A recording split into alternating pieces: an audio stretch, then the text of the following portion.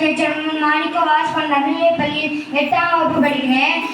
Ma'am சொல்லியிருந்தாங்க நம்ம உடலில் பட்டு உறுப்புகள் இருக்குன்னு சொல்லியிருந்தாங்க. அவங்க உங்களுக்கு எந்த ஸ்கூல் பிடிச்சிச்சுன்னு சொன்னாங்கன்னா நான் இந்த ஸ்கூலில் தான் சொல்லுவேன்னு சொல்லியிருந்தாங்க. மேம் நிறைய ஆசனங்கள்லாம் சொல்லி கொடுத்தாங்க. நானே அதை போய் வீட்டிலலாம் செஞ்சு பார்ப்பேன். எங்கள் வீட்டுக்கு பக்கத்துலன்னா சொல்லிட்டேன். இந்த மேம்லாம் எங்களுக்கு ஆசனங்கள்லாம் சொல்லி கொடுத்தாங்கன்னு சொல்லுவேன். நன்றி, வணக்கம்.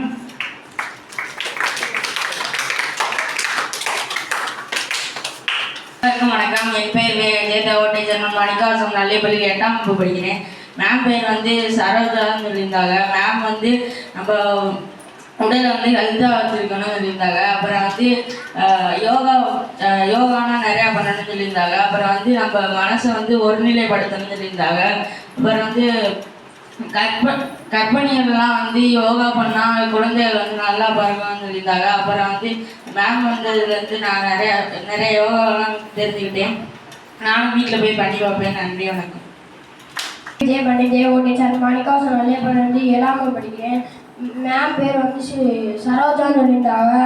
போன வருஷம் ஒரு அண்ணன் சக்ஸஸ்னு ஒரு அண்ணன் வந்துருந்துச்சு. அந்த அண்ணன் எங்களுக்கு நிறையா தெரியாதெல்லாம் சொல்லி கொடுத்துருந்தா. ரொம்ப கஷ்டத்தை ஈஸியாக சொல்லி கொடுத்துருந்தாங்க. இந்த அக்கா எங்களுக்கு நிறையா சொல்லி கொடுத்துருந்தாங்க. இதை நான் வீட்டு பக்கத்துல போய் சொல்லுவேன். நான் ஃப்ரீயாக இருக்க நேரத்தில் இந்த அக்கா சொல்லி கொடுத்த யோகாலாம் நான் வீட்டில் போய் பண்ணி பார்ப்பேன். வீட்டு பக்கத்தில் உள்ளவங்களெல்லாம் நான் சொல்லுவேன். நன்றி, வணக்கம். என் பேர் சாதனா ஸ்ரீ ஜெவகோட்டை சேர்மன் மாணிக்க வாசகன் நடுநிலைப்பள்ளியில் 8ஆம் வகுப்பு படிக்கிறேன். சார் பேர் சரோஜினி அப்படின்னு சொல்லியிருந்தாங்க. போன தடவை வந்திருக்கும் போது ஒரு சக்ஸஸ்னு ஒரு அண்ணன் கூட்டிகிட்டு வந்திருந்தாங்க. அவங்க தூங்குறதுக்கு எப்படி படுக்கணும், அதை சவப்பெட்டிக்குள்ளே இருக்கிற மாதிரி படுக்கணும், அதை பற்றி சொல்லியிருந்தாங்க. அதே மாதிரியே இந்த அக்கா எங்களுக்கு தெரியாத நிறைய யோகாவெல்லாம் சொல்லியிருந்தாங்க.